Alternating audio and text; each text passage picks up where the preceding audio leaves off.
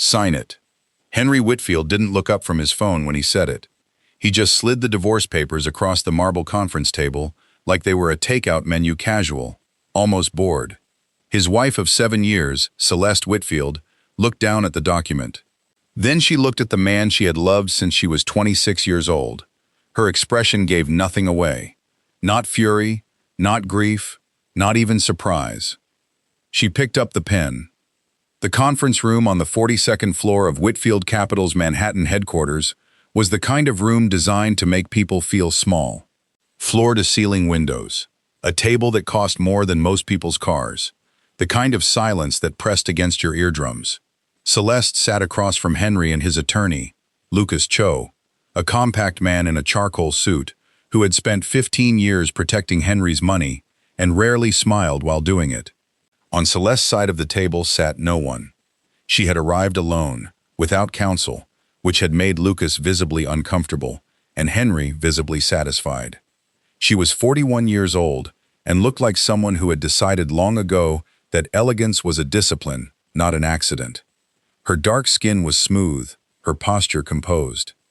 She wore a cream blazer over a white silk blouse, her natural hair pinned back with a simplicity that suggested she had more important things on her mind than impressing anyone in this room. Henry, 44, was the kind of handsome that came with tailoring and confidence, a man who filled a room by walking into it. He had built Whitfield Capital from a consulting firm into a private equity powerhouse worth over $2 billion. He was used to negotiations going exactly the way he wanted them to go. This one, he believed, would be no different. "The terms are straightforward," Lucas said, sliding a summary sheet across the table. "Mr. Whitfield is prepared to offer a settlement of $8 million, the townhouse in Georgetown, and continued health coverage for a period of..." "Celeste, I've read it," Celeste said. Lucas paused. "You've had time to review." "I said I've read it." Her voice was quiet. Not soft. Quiet the way deep water is quiet. Henry finally set down his phone. He studied her face the way he used to study balance sheets, looking for the thing that didn't add up. In 7 years of marriage, he had learned that Celeste's stillness could mean two very different things. It could mean she was at peace, or it could mean she was waiting. He couldn't always tell the difference anymore. $8 million is generous, Celeste. Given the prenuptial agreement, you're not technically entitled to... "I know what the prenuptial says, Henry." She turned the settlement summary over without reading it. "I'll take the terms." Silence. Lucas's pen stopped moving. Henry's jaw tightened, just slightly. "All of them?" Lucas asked. "All of them." That was when something shifted in the room.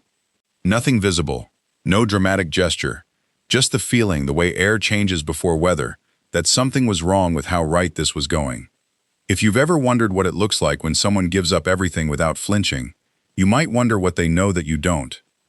If this story is already pulling you in, hit subscribe, because we tell stories about people who play the long game. Celeste and Henry Whitfield had met at a fundraiser in Washington, D.C., back when she was a financial analyst for a nonprofit foundation, and he was a rising name in private equity. He had been drawn to her mind before he was drawn to anything else. The way she dismantled bad arguments with a single question. The way she laughed like she meant it. They had built something real together, or she had believed they did. The cracks started 4 years in. Not with another woman, or not only that. The cracks came from Henry's certainty that his success was entirely his own. That the quiet infrastructure of their life, the meetings she'd rescheduled, the contacts she'd introduced him to, the way she had quietly redirected him from 2 deals that would have cost him everything, was simply background. Decoration. Support staff. He had said that to her once. Not cruelly. That was almost worse. He had said it the way people say things they genuinely believe. "You've always been my biggest supporter, my rock." As though a rock was the highest compliment. As though a rock just sat there. She had smiled and said nothing. She was good at that.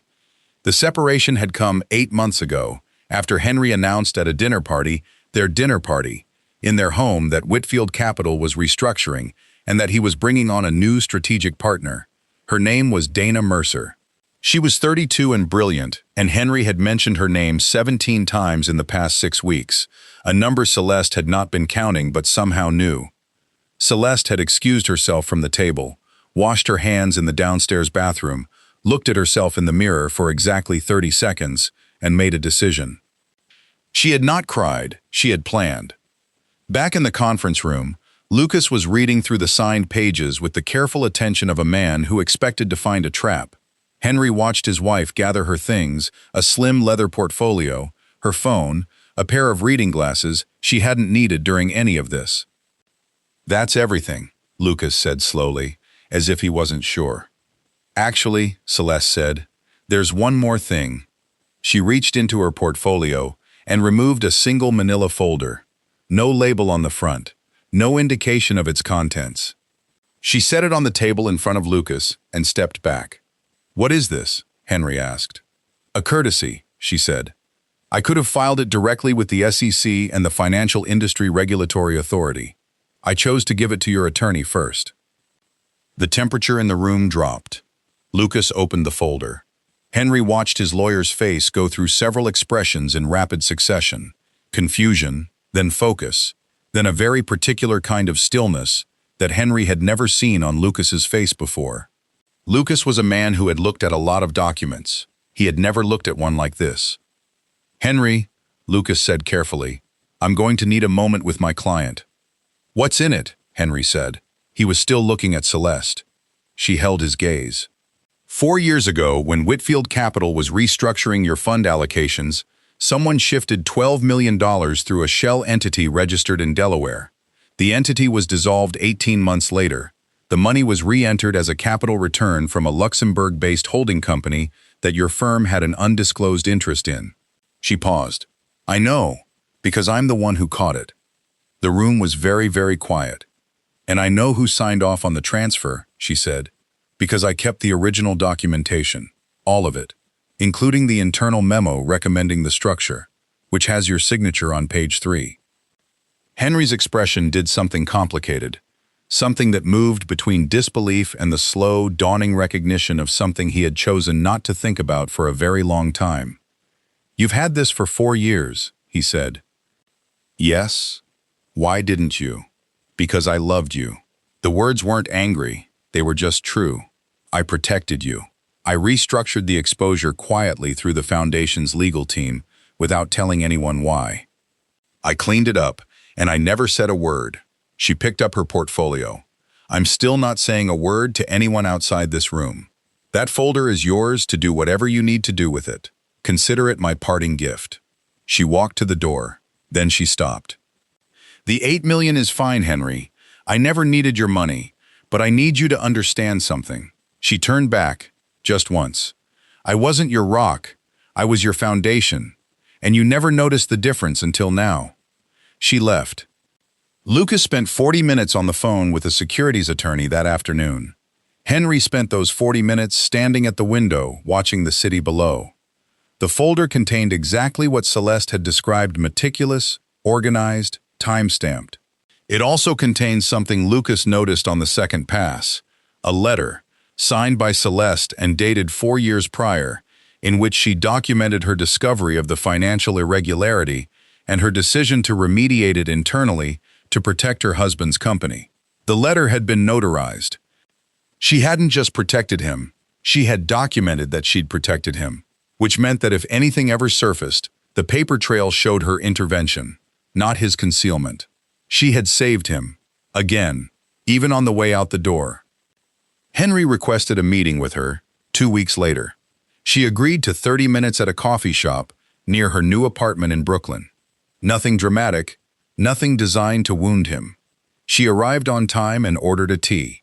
He apologized, not because Lucas told him to, not because of the folder or the regulatory exposure or the 7-figure settlement he'd offered as a reflex. He apologized because he sat across from her in an ordinary coffee shop without the conference table between them, without the suits and the power and the architecture of his own importance, and he finally saw clearly what he had chosen not to see for years. She had built half of what he called his life, quietly, competently, without credit or complaint. I didn't know how to be grateful, he said. I thought the money I gave you was the point. Celeste looked at him for a long moment. The point, she said, was never the money. She finished her tea. She shook his hand. She left. And this time she didn't stop at the door. Celeste Whitfield spent the next year doing something she had delayed for a decade. She launched her own investment firm, small, intentional, focused on funding women-owned enterprises in underserved markets. Within 18 months, she had closed her first fund at $40 million. The returns were careful and consistent. Her reputation grew the way things grow when they're built correctly. Slowly at first, then undeniably. She didn't talk about Henry publicly. She didn't have to. The people who mattered knew what kind of mind she had. She had spent 7 years making someone else's foundation stronger. Now she was building her own. Some things you can't see clearly until you step out of the shadow you've been holding up. People often ask what the most powerful thing a person can do in a betrayal is: fight back, expose the truth, demand what they're owed. Celeste Whitfield never answered that question directly. But those who watched what she did said the same thing. She didn't burn the house down. She simply walked out of it and let the man inside realize, finally, what she had been holding together all along. The most powerful move she ever made wasn't the folder. It was leaving. What would you have done with that folder? Walked away? Or made the call? Tell us in the comments. And if this story moved you, share it with someone who needs to hear it today.